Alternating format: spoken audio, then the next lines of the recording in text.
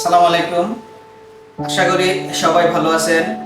Director of building development solution interior and এক্সটেরিয়রের পক্ষ থেকে আমি মোহাম্মদ মাহফুজ আহমেদ শুভ।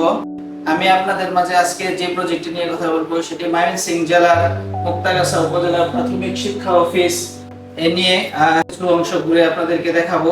এই প্রজেক্টটিতে আমরা একটি নান্দনিক সিলিং, একটি শোপিস কর্নার, একটি ওয়াল ক্যাবিনেট এবং একটি টেবিল এবং এর সাথে অ্যালকোবন শীটের মাধ্যমে একটি লেখা যে অংশটিতে এই প্রজেক্টটিতে আমরা করছি।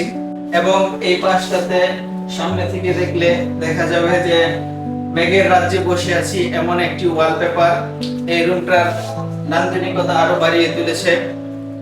এইভাবে আসলে এই প্রজেক্টটি আমরা সম্পূর্ণ করেছি।